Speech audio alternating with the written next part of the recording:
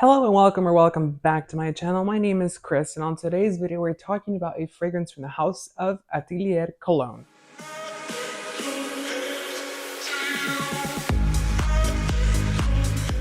So here we have a fragrance from Atelier Cologne, and this is Rose Anonyme. I cannot pronounce it. I will list it down here below the actual name of the fragrance itself. Now this fragrance house was purchased, I believe, back in 2015, somewhere around that time frame, by L'Oreal, and L'Oreal has since removed it away from the United States. So it's no longer in the US available, but it is available on certain websites, and it is available like on FragranceNet, FragranceBuy.ca, on those discounter websites. Sephora was a big partner for this brand itself, but they are no longer offering this collection online, in stores, or anywhere in the United States, at least from a direct seller, dealer network. So this is the fragrance here, and it is a rose and oud scent. It is very nice. Now, the bottle itself was never a very, captivating thing. It was a very simplistic design itself. You do get this like leather-like sticker. You got some information on it. They were made in France. The top part is like a pleather type of material. It kind of feels like real leather, but it really is not. And very nice, very simplistic. It's not anything to write home about. Now, these things, I believe, are refillable. So you could actually take this out and refill them. Or, they also had little gift sets that you could refill your little pocket spray or purse spray on the go with you. So I've had this fragrance since, I believe, 2020 or 2021. I remember it was at the tail end whenever it was announced that they were leaving the United States market. And I went into Sephora. I was looking for a fragrance, and I really fell in love with this one. There were quite a few very nice fragrances from this collection range. Most of them were, to put it at best, they were like incomplete. So what I mean by that, there was a lot of the fragrances in this range were a little bit either too sharp or they were a little bit much. They were not the best scents in my opinion, in my humble opinion. But there was a lot of them that were really nice. So they had I believe it was a silver bottle, and it had a purple sticker, which was an iris fragrance. They had a gold bottle with a red sticker, amazing. They had quite a few different ones that were like in these metallic bottles, and those seemed to be a lot more expensive fragrances. They were a little bit more harder to find. They were a little bit more expensive, but they were really well done. And for me, the cologne range itself was just not the cup of tea for me. It was not ever a fragrance collection that I really turned over to or was really a fan of, because like I said, there were some of them that were good, there were some of them that were not good, and there were some of them that were just fantastic, and then a lot of them were crappy. There was always this element with this brand that there was something missing. So like they had an orange one, I remember, and it was nice. Sure, it was an orange, cologne, but at the same time, it was missing elements. It was missing depth. It was missing a, roundness that was going to come around and really wrap the fragrance and make it into a really nice scent. And I think that that's the reason why they were not very successful. And on top of it, not just saying this to be mean or anything, but conglomerates, when they don't know the brand very well or know the brand heritage or history, they kind of tend to kill a brand very quickly. And I think this fragrance brand was actually launched here in the States, and it was owned by a couple and then, purchased by L'Oreal, and they didn't know what to do with it because, let's be real, L'Oreal doesn't really have the best track record when it comes to private or expensive luxury lines. Let's hope that Byredo doesn't have that same fate. But getting back to the fragrance itself, this fragrance was launched in 2012. The perfumer's name is going to be listed down here below because I'm not going to butcher that name. I probably will. So I'm not even going to try to butcher his name there. The notes for this, on the top, we're going to get bergamot, and that's Calabrian bergamot. We're going to get Turkish rose, and we're going to get Chinese ginger. So when you first spray this fragrance, it's going to be a strong rosy scent. So that Turkish rose just hits you right in the face. And I love Turkish rose as an actual note itself. And then you get that beautiful zesty type of earthy ginger in this fragrance. It's very prominent.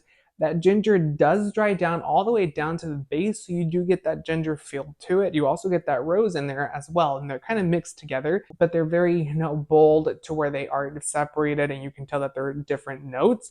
And then we get that bergamot in here. Now, bergamot in here is a little bit different. So typically, they use the entire fruit. I believe that that's what they did here, but it smells more like the actual peel, so like a very zesty peel. Whenever you're making a cake and you scrape the lemon or the bergamot peel, that's what you get off of this fragrance itself. It's not the entire fruit. And then in our heart notes, we're going to get Somalian frankincense, Turkish rose absolute. So they added a double notch of rose in this one. Obviously, it is a rose fragrance. And then they're going to add Malaysian oud. So the oud in this is Arabian. It's going to be very over the top, very gold and sexy. And I really, really do like it quite a bit. It is a very nice oud that is in this fragrance itself. It's going to be not necessarily synthetic, but it's not going to be a very, churchy type of oud. And what I mean by churchy is that typically oud is used in ceremonious and religious ceremonies. This oud is very likable, it's very light wearing, and it's a little bit more westernized than your traditional oud scent. Then in the base, we're going to get Indonesian patchouli as well as Indian papayas as well as benzoin. So the benzoin adds a little bit of a sweetness to this fragrance overall. It's going to really just make this fragrance a lot more likable, a lot more suitable. And that patchouli runs through this entire fragrance. Again, it's a very nice patchouli in here. It's an earthy, sexy patchouli.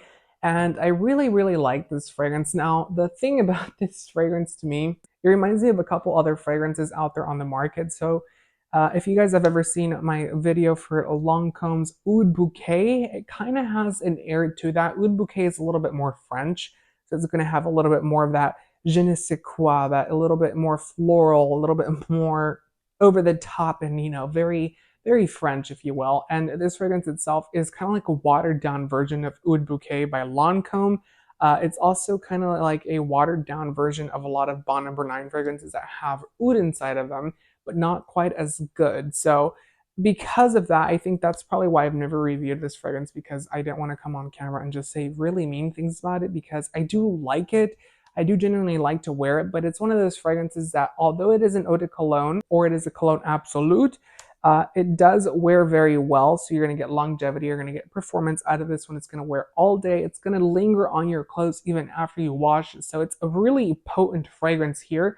Now the problem is that it's a little too much, and what I mean by that is that it's a little too rosy. I think that if they were to make a little bit less rosy, which I know you're probably like, it's a rose fragrance. Why are you reviewing a rose fragrance if you don't like rose? I love rose. It's one of my favorite actual notes in perfumery. But in this one, they really kind of overdid it with that. And Turkish rose being such a creamy, deep rose, it's a lot, but mixed with the oud, it does well, but not with the high amounts that is in this fragrance overall.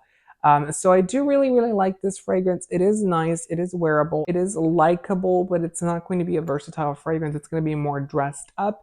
And on top of that, if you are trying to impress someone, definitely keep it light with this one, because it might be a little bit much and you might choke them out in a car if you're going on a date. Now, one of the other things about this fragrance as well, and I don't know why this is, it might just be me being picky, but every time I have sprayed this fragrance on myself, it is one of those that I'm like, I need to spray something else to lighten it up. So I usually layer this fragrance with other lighter scents to really, make it a little bit more wearable, a little bit more versatile, because I typically only pull for this when I'm going to do very casual things. I don't know why my brain is like, pull it for a casual thing, because it says cologne on it. And then I put it on and I'm like, this is very formal. So I need to, make it a little bit more casual again, and I'll layer it with something else. And that's what typically happens with this fragrance all the time. So I typically don't dislike the scent. I really do like it. I think that it's just a fragrance that requires a very specific scenario as to where you're going to wear it. Sorry for that, my camera decided to die. It's actually not the camera, it was a microphone, and I have no audio on the rest of the actual film itself or the video. But as I was saying, this fragrance is definitely more of a fall and winter type of scent. I do love it a lot. I do like it, but it is one of those scents that definitely requires a little bit more of layering to make it work sometimes, because it can be a little bit too formal, a little bit too, deep and oudy, but I do really like the scent and I do recommend it. I want to know what you guys think of this scent. Have you tried any of the other Atelier Cologne fragrances? Let me know down below in the comments. Also, make sure to give the video a thumbs up. Consider subscribing for more fragrance-related content. I love to read you guys' comments, and I hope to see what you guys think of this range. If you like the brand, if you don't like the brand, if you're sad that it's gone, let me know all of that down below. Until next time, take care. Bye.